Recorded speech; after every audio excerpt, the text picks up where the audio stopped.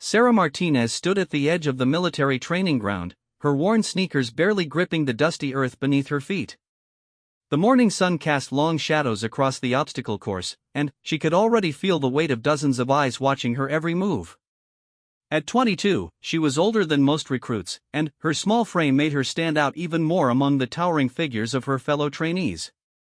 The recruitment officer had been hesitant when she first walked into the office 6 months ago. She remembered the way his eyes had traveled from her face down to her petite build, barely 5 feet 4 inches tall, weighing no more than 120 pounds. But something in her dark eyes had convinced him to give her a chance, though she suspected it was more out of curiosity than confidence in her abilities.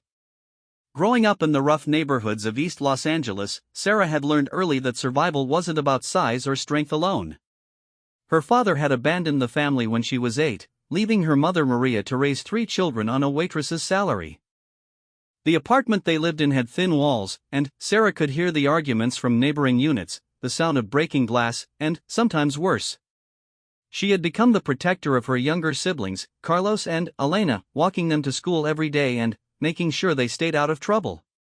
The other recruits had noticed her immediately when she arrived at the training facility. There was Jake Morrison, a former college football player from Texas who stood 6 feet 3 inches and looked like he could bench press a car. His blonde hair was always perfectly styled even after the most grueling exercises, and he had a way of looking at Sarah that made her skin crawl.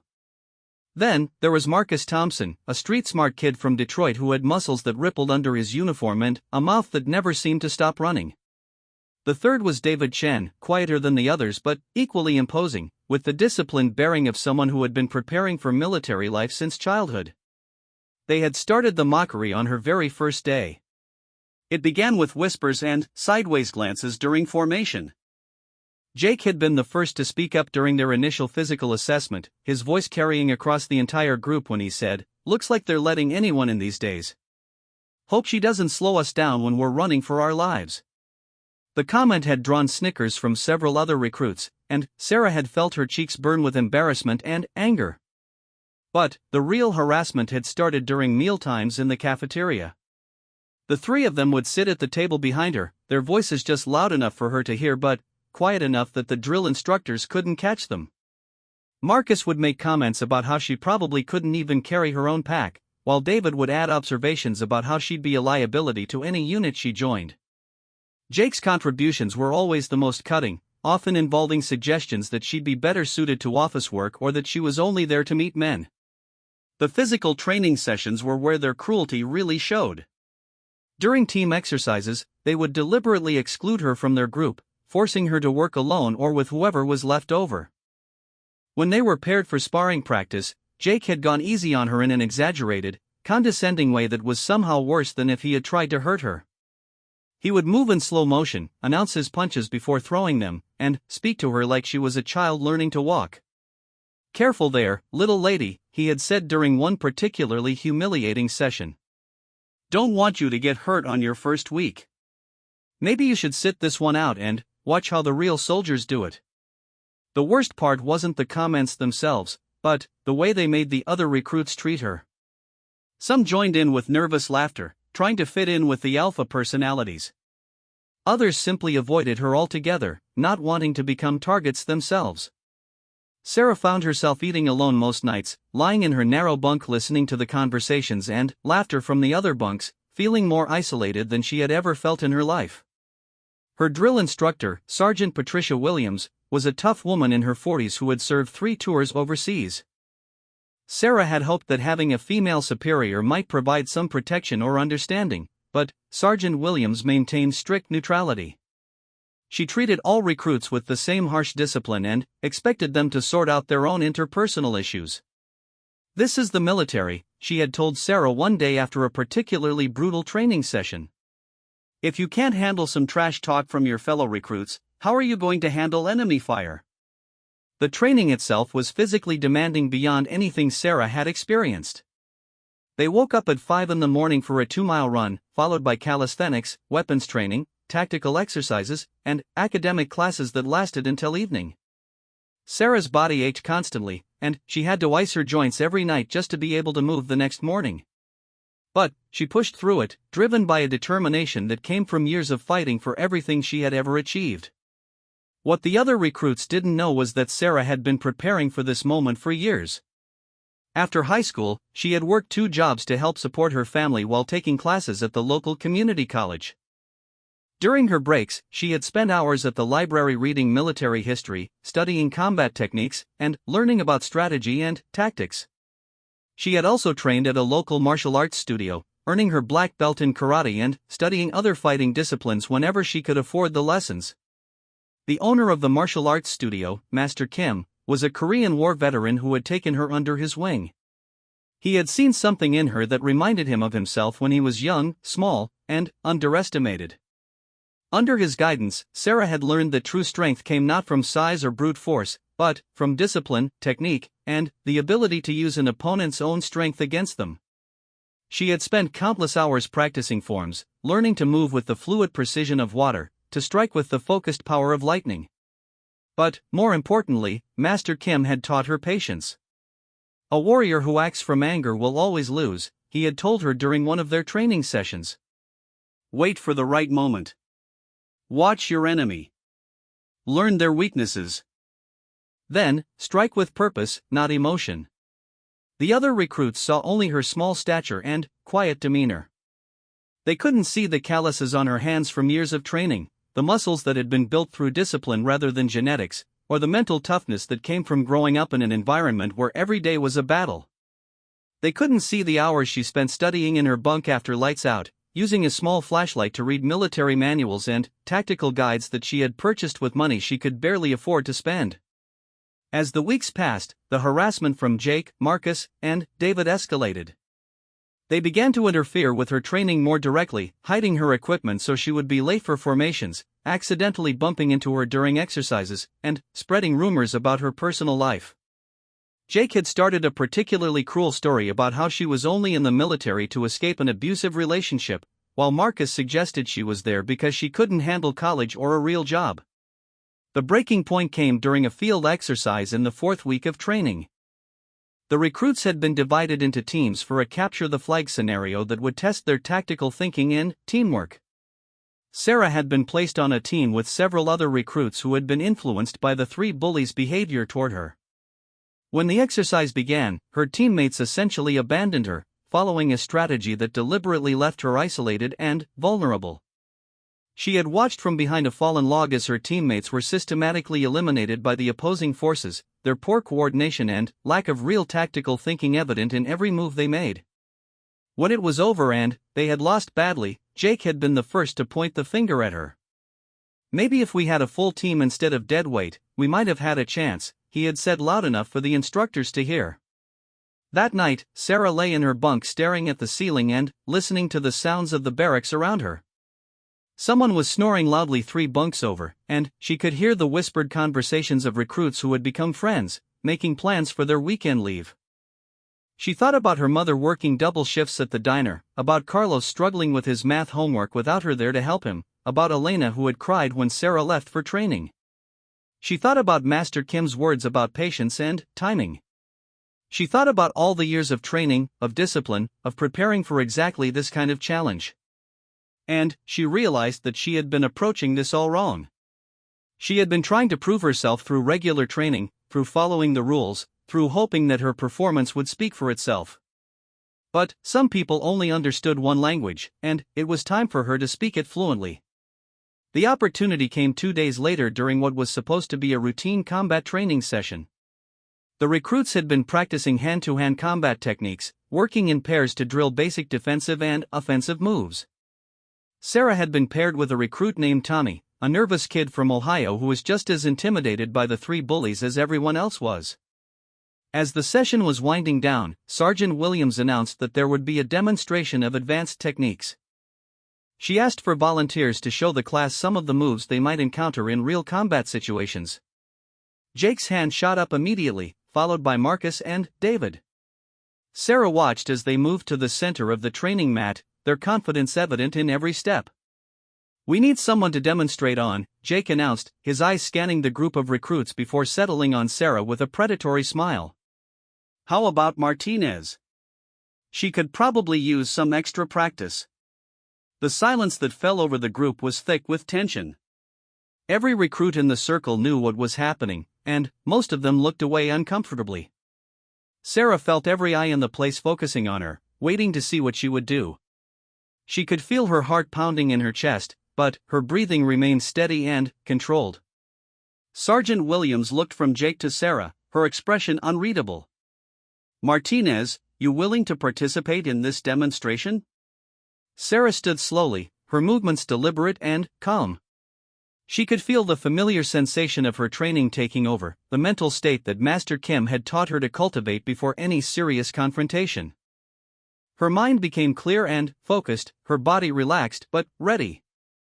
She walked to the center of the mat, ignoring the whispers and comments from the other recruits.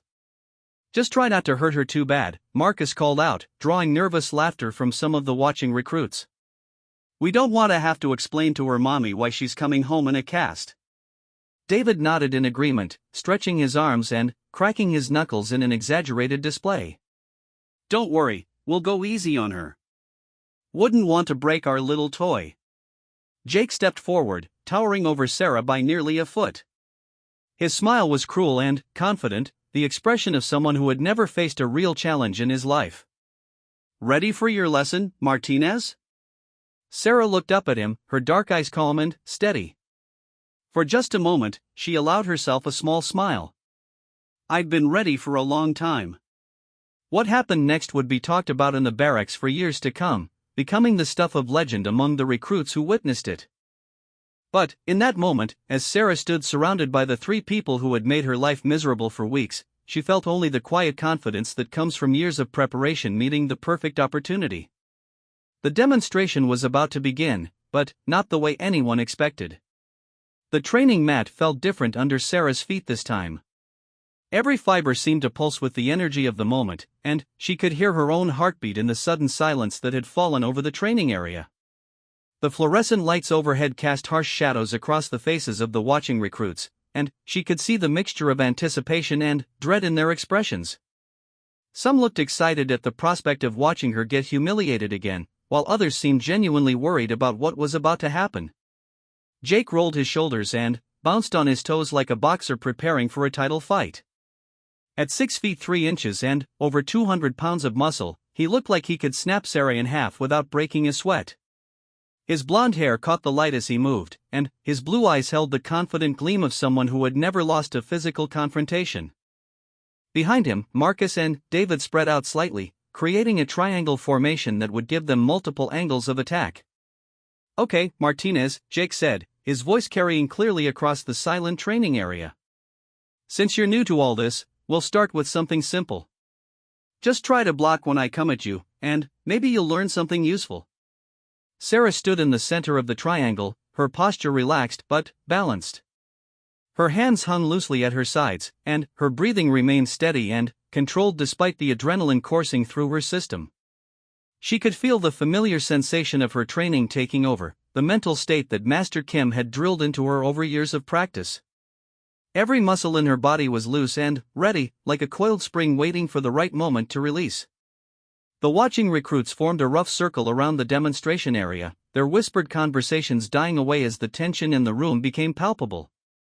Sergeant Williams stood off to one side, her arms crossed and her expression neutral, but Sarah noticed that the drill instructor's eyes were sharp and alert. She was watching everything with the careful attention of someone who had seen enough combat to recognize when a situation was about to escalate beyond what anyone expected. "Come on, don't be shy," Marcus called out from his position behind Sarah. "We're all friends here. Just think of this as a learning experience." David nodded in agreement, his movements precise and controlled in the way of someone who had been studying martial arts since childhood. Unlike the other two, he approached combat with the discipline of formal training, but that also meant he was more predictable. Sarah had been watching all three of them during their previous training sessions, studying their movements, learning their habits and preferences. Jake relied on his size and strength, throwing powerful but telegraphed punches. Marcus was fast but sloppy, depending on overwhelming his opponents with speed rather than technique. David was the most skilled, but his formal training made him rigid, unable to adapt when things didn't go according to the textbook. "Remember," Jake said, stepping closer to Sarah until he was just outside arm's reach, "this is supposed to be educational. Try to pay attention instead of just getting knocked around." The first attack came without warning, just as Sarah had expected it would. Jake's right hand shot forward in what was meant to be a quick jab to her shoulder, designed to knock her off balance without causing serious injury. It was the kind of strike meant to humiliate rather than harm, to demonstrate his superior strength and skill in front of the watching audience. But the hand never reached its target. Sarah's response was so fast and fluid that most of the watching recruits didn't even see it happen. Her left hand came up in a circular motion, deflecting Jake's punch harmlessly to the side while her right hand shot forward like a striking snake. Her palm struck Jake in the solar plexus with precise force, driving the air from his lungs and doubling him over in surprise and pain. Before he could recover, Sarah's left hand gripped the back of his neck and pulled him down while her right knee came up to meet his descending face.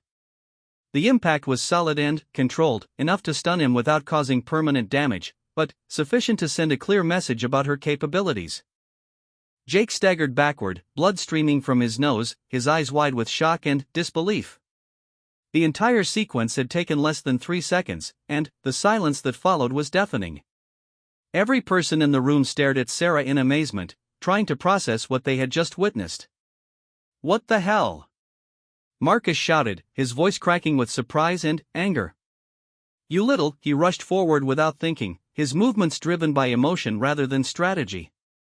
Sarah had been expecting this reaction, knowing that Marcus's hot temper would make him predictable. As he closed the distance between them, she shifted her weight to her back foot and prepared to receive his charge. Marcus threw a wild haymaker punch aimed at Sarah's head, putting all his strength behind the blow. But, instead of backing away or trying to block the punch directly, Sarah stepped forward and to the side, moving inside Marcus's reach where his long arms became a disadvantage. His fist whistled harmlessly past her ear as she grabbed his wrist with both hands and used his own momentum against him. In one smooth motion, Sarah pivoted on her left foot and threw Marcus over her hip in a perfect judo throw. His body flew through the air and crashed onto the training mat with a sound that echoed throughout the room. The impact drove the wind from his lungs and left him gasping for breath, staring up at the ceiling in stunned confusion. The watching recruits began to murmur and point, their voices rising in excitement and disbelief. Some of them had pulled out their phones and were recording the encounter, though the action was happening so fast that most of the footage would be blurry and unclear. Sergeant Williams took a step forward, her hand moving toward her whistle, but something made her pause and continue watching. David was the most dangerous of the three, and Sarah knew it. While Jake and Marcus had been driven by ego and emotion, David approached the situation with the cold calculation of someone who had been trained to fight since childhood. He moved in a low fighting stance, his hands up in a defensive position, his eyes studying Sarah's movements for weaknesses or patterns he could exploit. "Interesting," he said quietly, his voice calm and controlled despite the chaos around him. "You've had some training. But let's see how you handle someone who knows what he's doing." David's attack was different from the others, more methodical and professional. He feinted with his left hand and then threw a straight right punch aimed at Sarah's midsection, following it up immediately with a left hook toward her head. It was a combination that would have overwhelmed most opponents, forcing them to defend against multiple attacks simultaneously. But Sarah had been preparing for exactly this kind of encounter her entire life. Instead of trying to block or evade both punches, she moved forward into David's attack, accepting the lesser blow to her ribs in order to position herself for a devastating counterattack. His punch connected but without its full power, while Sarah's right elbow drove upward into his chin with explosive force. The elbow strike snapped David's head back and sent him stumbling away from Sarah, his eyes glazed and unfocused.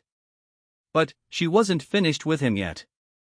As he tried to regain his balance, Sarah stepped forward and swept his legs out from under him with a perfectly timed foot sweep.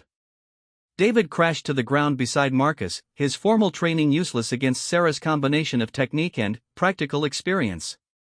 The entire encounter had lasted less than 30 seconds, but it felt like an eternity to everyone watching. 3 of the largest, strongest, and most confident recruits in the training program were now lying on the mat, groaning in pain and disbelief, while Sarah stood over them breathing easily and showing no signs of the exertion that should have accompanied such an intense physical confrontation. Jake was the first to try to get back up, his pride wounded more than his body. Blood from his nose had stained his training uniform, and his eyes burned with humiliation and rage. "This isn't over," he snarled, wiping blood from his face. "You got lucky, but stay down," Sarah said quietly, her voice carrying a tone of authority that made Jake freeze in place. "You wanted a demonstration. Now you have one." The silence that followed was broken only by the heavy breathing of the three defeated recruits and the whispered conversations of the watching audience. Some of the other recruits were backing away, suddenly, seeing Sarah in a completely different light. Others were moving closer, drawn by curiosity and admiration for what they had just witnessed. Sergeant Williams finally stepped forward, her expression unreadable as she surveyed the scene. "Well," she said after a long moment, "that was certainly educational." She looked down at Jake, Marcus, and David, who were slowly picking themselves up from the mat. "I trust you three learned something valuable today about making assumptions based on appearances."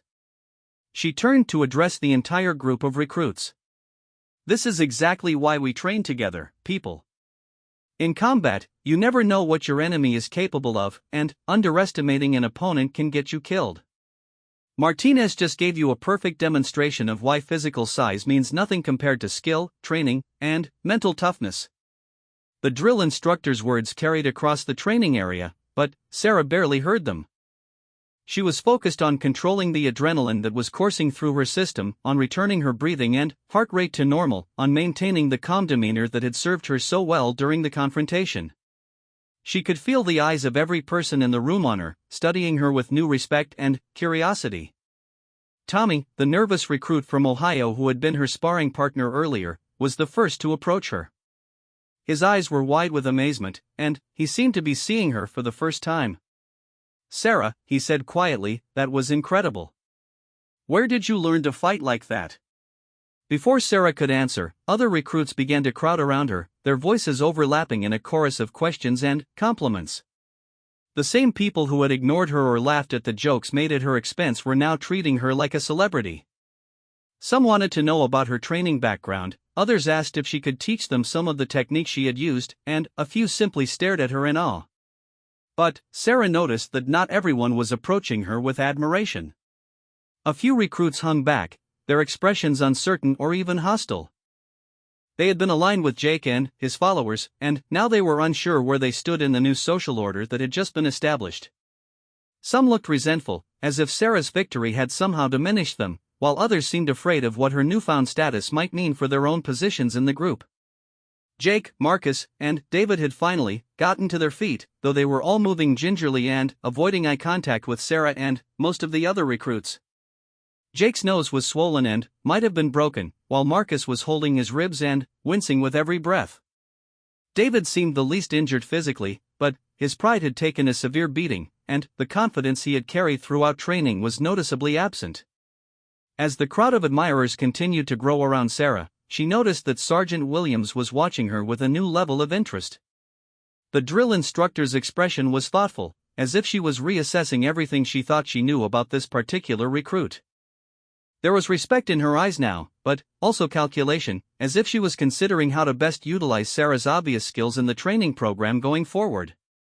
The aftermath of the confrontation would reshape the dynamics of the entire training platoon, but in that moment, Sarah felt only a quiet satisfaction.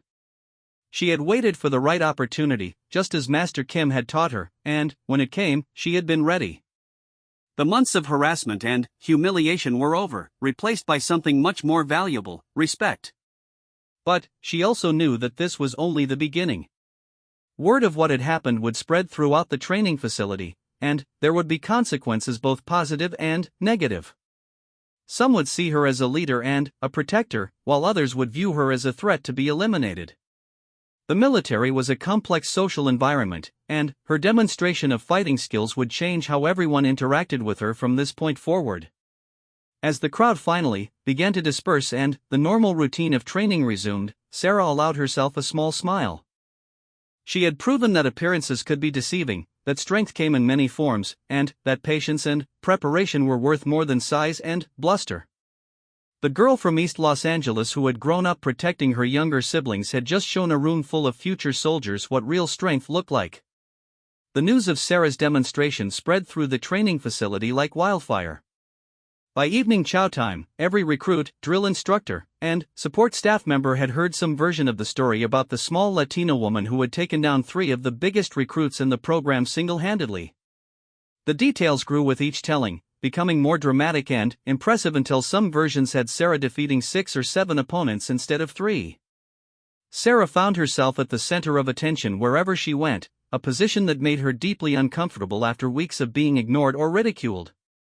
During dinner, recruits from other platoons approached her table to introduce themselves and ask about her background. Some wanted to know if she would teach them fighting techniques, while others simply wanted to associate themselves with someone who had gained such sudden notoriety. The cafeteria buzzed with conversations about the incident, and Sarah could feel eyes on her from every direction. She tried to eat her meal quietly and focus on her food, but the constant stream of interruptions made it difficult to relax. A young woman named Lisa from another training company sat down across from her without invitation, her eyes bright with curiosity and admiration. "Everyone's talking about what happened today," Lisa said, leaning forward conspiratorially. Is it true that you knocked out that big blonde guy with one punch? Sarah shook her head, swallowing a bite of mashed potatoes before responding. I didn't knock anyone out. It was just a training demonstration that got a little out of hand. But you did take down all 3 of them, right? Lisa pressed, unwilling to let the topic drop. I heard Jake Morrison's nose might be broken. Before Sarah could respond, Tommy appeared at her elbow, carrying his dinner tray and looking nervous. "Mind if I sit here?" he asked, glancing around at the crowded cafeteria. My usual table is kind of awkward right now. Sarah gestured to the empty chair next to her, grateful for the interruption. Tommy had been one of the few recruits who had never participated in the harassment she had endured, though he hadn't been brave enough to defend her either. Now he seemed genuinely excited to be seen as her friend, a development that both pleased and worried her. As the evening progressed, Sarah noticed that the social dynamics of her training platoon had shifted dramatically. The recruits who had previously avoided her were now eager to be included in her conversations, while those who had supported Jake's behavior toward her were noticeably absent from the dining hall. It was as if the entire group had reorganized itself around the new reality of her demonstrated capabilities. But not everyone was pleased with this development. From across the cafeteria, Sarah could see Jake sitting with a small group of recruits who had remained loyal to him despite his humiliation. His nose was taped and swollen, and his eyes burned with resentment every time they met hers. Marcus and David sat with him, both moving stiffly from their injuries and speaking in low, urgent tones. Sarah knew that the confrontation was far from over. Men like Jake didn't simply accept defeat and move on, they plotted revenge and looked for opportunities to restore their damaged pride. She would need to be careful in the coming days and weeks, watching for signs that they were planning some form of retaliation. Later that evening, as the recruits prepared for lights out, Sergeant Williams approached Sarah's bunk. The drill instructor's expression was serious but not unfriendly, and she gestured for Sarah to follow her outside the barracks for a private conversation. The night air was cool and crisp, filled with the sounds of crickets and distant traffic from the nearby town. Sergeant Williams led Sarah to a bench outside the administrative building, where they could talk without being overheard by the other recruits. "That was quite a display today, Martinez," the drill instructor began, her voice carefully neutral. "Where did you learn to fight like that?" Sarah considered her response carefully. She had been expecting this question all day, and she knew that her answer could affect her future in the military. "I studied martial arts for several years before enlisting, Sergeant. My instructor was a Korean War veteran who emphasized discipline and practical application." Sergeant Williams nodded thoughtfully. "Master Kim's studio on Whittier Boulevard?" Sarah's eyes widened in surprise. "You know Master Kim?" "I know of him," the drill instructor replied with a slight smile. "He has a reputation for turning out serious students, not the sport martial artists who learn a few moves for fitness. His people know how to fight when they need to." The revelation that Sergeant Williams was familiar with her martial arts background made Sarah feel both relieved and nervous. On one hand, it meant that her skills would be taken seriously and understood in context. On the other hand, it suggested that she might be held to higher standards or given more dangerous assignments because of her capabilities. "I want you to know that what happened today changes things," Sergeant Williams continued, her tone becoming more serious. "Word of your abilities is going to reach the command staff, and they're going to want to know more about you. That could be good for your career, or it could make things more complicated." Sarah listened carefully, understanding the implications of what she was being told. Military organizations were always looking for individuals with special skills, but they also needed to maintain discipline and order within their ranks. Her demonstration had been necessary to stop the harassment she was enduring, but it had also marked her as someone who might be difficult to control or predict. "I understand, Sergeant," Sarah replied. "I didn't want to escalate things, but they left me no choice. I tried to handle the situation through proper channels, but you were getting no support from your chain of command," Sergeant Williams finished for her, a note of regret in her voice. "I know what was happening, Martinez. I saw the harassment, the isolation, the way they were trying to break you down. I should have intervened earlier." The admission surprised Sarah, who had assumed that the drill instructor was either unaware of her situation or simply didn't care. "Why didn't you, Sergeant?" Sergeant Williams was quiet for a long moment, staring out at the darkened training fields. "Because I wanted to see how you would handle it. The military is not a forgiving environment, especially for women, and particularly for women who don't fit the traditional mold. You're going to face this kind of treatment throughout your career, and I needed to know if you had the strength and intelligence to deal with it." The explanation made sense from a military perspective, but it still stung to know that she had been allowed to suffer for the sake of a test. Sarah felt a flash of anger, but she kept her voice level when she responded. "And what's your assessment, Sergeant?" "That you're going to be just fine," the drill instructor replied with genuine warmth. "You waited for the right moment, you used appropriate force, and you handled yourself with professionalism throughout. You didn't let emotion drive your actions, and you didn't escalate beyond what was necessary to resolve the situation." They sat in comfortable silence for several minutes, each lost in their own thoughts. Sarah was processing the events of the day and their implications for her future, while Sergeant Williams seemed to be considering how to best guide her remaining training. "There's something else you need to know," the drill instructor said eventually. "Jake and his friends aren't going to let this go. They're going to try to get back at you somehow, probably when you least expect it. You need to be ready for that." Sarah nodded, having already reached the same conclusion. "I'll be careful, Sergeant." "Good. But I also want you to know that you have allies now. What you did today impressed a lot of people, including some who matter for your career. Use that wisely, but don't let it go to your head." As they walked back toward the barracks, Sarah reflected on how completely her situation had changed in the span of a single day. This morning she had been an isolated outcast, struggling to survive the hostile environment created by her tormentors. Tonight she was being courted by fellow recruits who wanted to be associated with her success, while her drill instructor was offering career advice and warnings about future challenges. The transformation was gratifying but also overwhelming.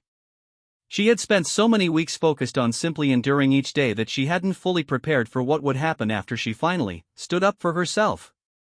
Now she had to navigate an entirely new set of social and political dynamics, all while continuing to excel in her training and prove that her abilities extended beyond fighting.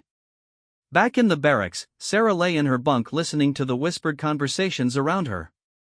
Some recruits were discussing the day's events in excited tones, while others seemed to be making plans for how to position themselves in the new social order. She could hear Tommy's voice explaining to someone else what he had witnessed during the confrontation, his account growing slightly more dramatic with each telling. From across the barracks, she could occasionally catch fragments of darker conversations from Jake's corner. The words were too quiet to make out clearly, but the tone was angry and resentful. Sarah made a mental note to be especially alert in the coming days, particularly during field exercises when accidents could more easily happen without witnesses. But, despite the challenges that lay ahead, Sarah felt a deep sense of satisfaction and relief. For the first time since arriving at the training facility, she felt like herself again. The weeks of harassment and humiliation had worn her down more than she had realized, chipping away at her confidence and making her question her decision to join the military. Today's events had restored her sense of purpose and reminded her why she had chosen this path in the first place. She thought about her family back in Los Angeles, wondering what they would think of today's events. Her mother would probably be proud but worried, knowing that standing up for yourself in a male-dominated environment often came with consequences. Carlos would be impressed by the fighting skills she had displayed, while Elena would be happy to know that her big sister was no longer being bullied. Most of all, she thought about Master Kim and the years of training that had prepared her for this moment. He had always told her that the true purpose of martial arts was not to start fights but to finish them, and that the greatest victory was the one that prevented further conflict. Today she had put those lessons into practice, and the results had exceeded even her own expectations. As sleep finally began to claim her, Sarah allowed herself to imagine the phone call she would make to her family on the weekend. For the first time in weeks, she would have good news to share, stories of success rather than endurance, victories rather than merely surviving. The girl from East Los Angeles who had grown up protecting others had proven that she could protect herself as well, and that knowledge would stay with her for the rest of her military career and beyond. The barracks finally fell silent except for the usual sounds of sleeping recruits, but Sarah's mind remained active for a long time, planning for the challenges and opportunities that tomorrow would bring. She had won this battle, but she knew that the war for respect and equality was far from over. The weeks following Sarah's demonstration brought changes that rippled far beyond her immediate training platoon. Word of the incident had reached the command staff within hours, and, by the next morning, officers from various departments were quietly observing her training sessions and reviewing her performance records. The attention was both flattering and nerve-wracking, as Sarah understood that she was now being evaluated not just as a regular recruit but as someone with special potential. Colonel Rebecca Hayes, the base commander, was a career military officer who had broken through numerous barriers during her own rise through the ranks. She had heard dozens of stories about remarkable recruits over her 25-year career, but something about Sarah Martinez intrigued her enough to conduct a personal interview. The meeting was scheduled for a Friday afternoon, giving Sarah an entire week to worry about what questions she might face and what the colonel's intentions might be. Meanwhile, the daily routine of training continued, but with a noticeably different atmosphere. Sarah found herself naturally falling into a leadership role among the recruits, not because she sought the position but because others began looking to her for guidance and protection. When newer recruits arrived at the facility and faced the inevitable hazing and intimidation that came with military training, they often sought out Sarah for advice on how to handle difficult situations. Tommy had become her closest friend and unofficial lieutenant, helping to organize study groups and training sessions that Sarah led in her spare time. His nervous energy had been transformed into enthusiastic loyalty, and he appointed himself as her informal bodyguard, always watching for signs of trouble from Jake's diminishing group of supporters. The three men who had been defeated so decisively were struggling with their new status in the social hierarchy. Jake's nose had indeed been broken, requiring medical attention that resulted in questions from the medical staff about how the injury had occurred. His story about a training accident was accepted without investigation, but the visible reminder of his humiliation made it impossible for him to reclaim his former position of dominance. Marcus had withdrawn into himself, spending most of his free time alone and avoiding the communal areas where he might encounter Sarah or the recruits who now looked up to her. His pride had been shattered along with his reputation, and he seemed to be questioning his decision to pursue military service. Several times, other recruits had seen him on the phone with his family, speaking in hushed tones about possibly leaving the program. David had taken a different approach, attempting to analyze what had gone wrong during the confrontation and how he might improve his own skills to prevent future embarrassment. He had begun studying Sarah's movements during training exercises, trying to understand the techniques she had used against him. His approach was methodical and professional, but it also made Sarah uncomfortable to know that she was being watched so closely by someone who might be planning another confrontation. The promised retaliation came 3 weeks after the initial incident, during a nighttime field exercise designed to test the recruits' ability to work together under stressful conditions. The platoon had been divided into two teams for a mock combat scenario that would take place in a wooded area several miles from the main base. Sarah's team was tasked with defending a strategic position while the opposing team attempted to capture it. The exercise began at sunset, with both teams moving into position under the cover of darkness. Sarah had been assigned as a squad leader for her team, a role that reflected her growing reputation among both recruits and instructors. She moved through the woods with confidence, her years of training in various environments having prepared her for exactly this type of challenge. What she hadn't prepared for was the possibility that some of her own teammates might be working against her. As her squad moved through a particularly dense section of forest, Sarah realized that two of the recruits who had been assigned to her team were missing. She called for them quietly over her radio, but received no response. It was Tommy who spotted the trap first. His sharp eyes caught the glint of metal wires stretched across the path ahead, positioned at exactly the right height to catch someone moving quickly through the darkness. The wire was nearly invisible in the dim light, but it would have set anyone who hit it tumbling down a steep embankment that dropped 20 feet to a rocky creek bed below. "Sarah, stop," Tommy whispered urgently, grabbing her arm just as she was about to step forward. "There's something wrong here." Sarah crouched down and examined the wire, her mind immediately understanding the implications. This wasn't part of the official exercise, it was a deliberate attempt to injure her, probably seriously. The wire had been strung with military precision, using knowledge of the exercise route that would only be available to someone who had access to the planning documents. As they carefully removed the wire and marked the area to prevent other recruits from falling into the same trap, Sarah considered her options. She could report the incident to the instructors, which would likely result in an investigation and possible disciplinary action for whoever was responsible. But she also knew that proving intentional sabotage would be difficult, and making accusations without solid evidence might damage her credibility with the command staff. More importantly, she realized that this kind of covert retaliation was exactly what Sergeant Williams had warned her about. Her demonstration of fighting skills had resolved the immediate problem of harassment and bullying, but it had also escalated the conflict to a potentially more dangerous level. Jake and his allies were no longer willing to face her directly, but they were apparently prepared to risk seriously injuring her if they could do so without being caught. The rest of the exercise proceeded without incident, but Sarah remained hyper-alert for any other signs of sabotage or treachery. Her team successfully defended their position and earned praise from the evaluating instructors, but she found it difficult to enjoy the victory knowing that some of her fellow recruits were actively working against her. The next morning, Sarah made a decision that would define the remainder of her training experience. Instead of reporting the wire incident or confronting Jake and his supporters directly, she chose to address the entire platoon during their evening free time. She asked Sergeant Williams for permission to conduct an informal leadership discussion, a request that was granted after some consideration. That evening, most of the platoon gathered in the common area of their barracks, curious about what Sarah had to say. Jake, Marcus, and David were noticeably absent, but their allies were present, looking uncomfortable and defensive. Sarah stood at the front of the room, her posture relaxed but confident, and began to speak in a calm, clear voice. "I know that some of you have been unhappy with how things have changed around here lately," she began, making eye contact with several recruits who had been part of the original hostile faction. "And I understand that my actions a few weeks ago created some resentment and anger." She paused, letting her words sink in before continuing. "But I want you to understand something important.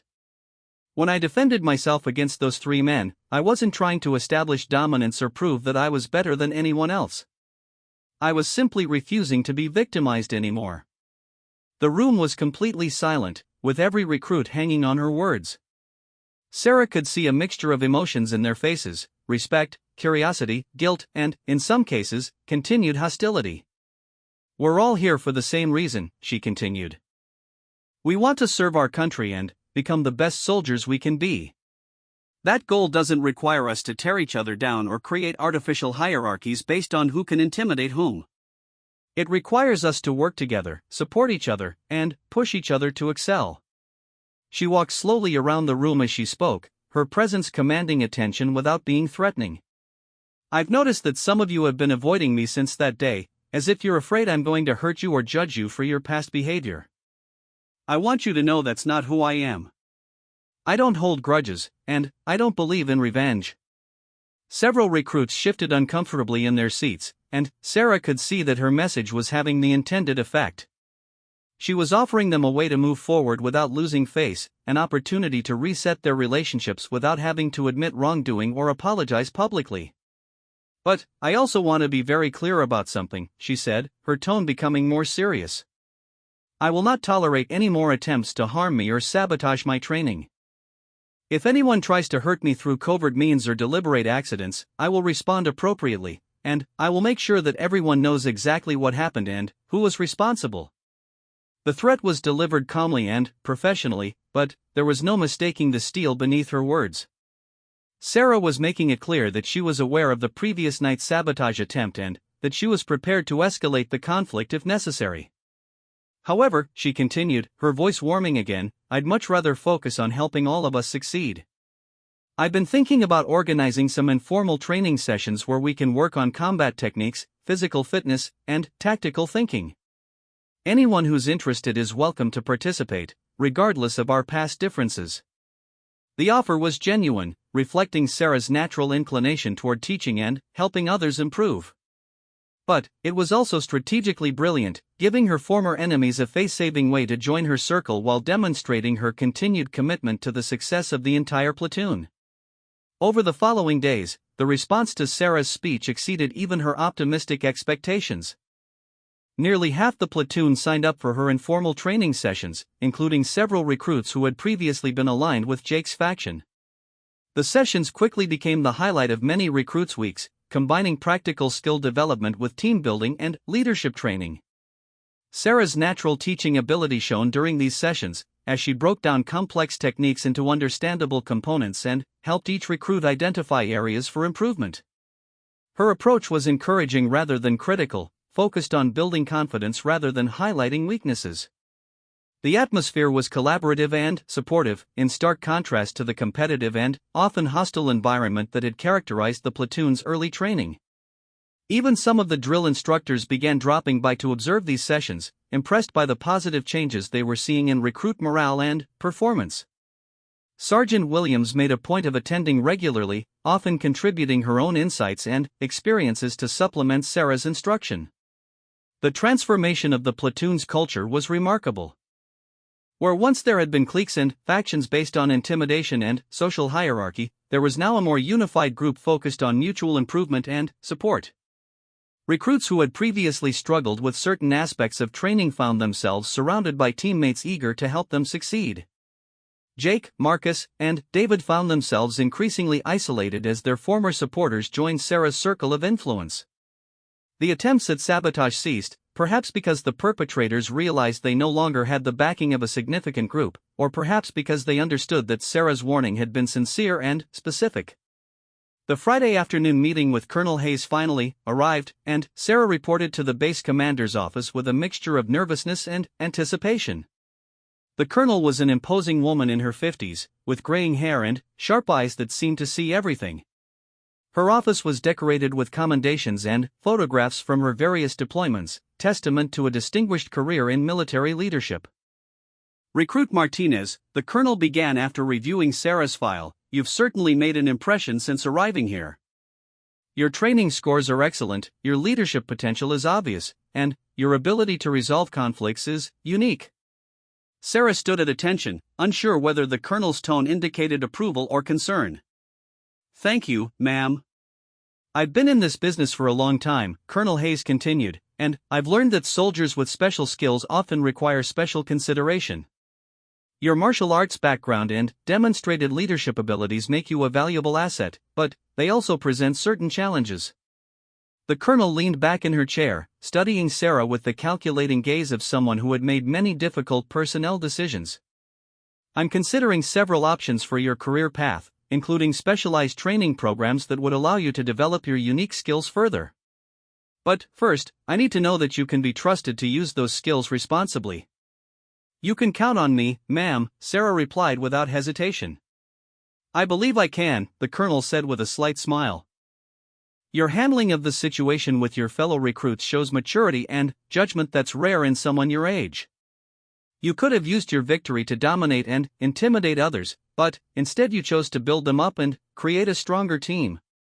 The meeting concluded with the colonel informing Sarah that she would be recommended for advanced leadership training and specialized combat instruction after completing basic training.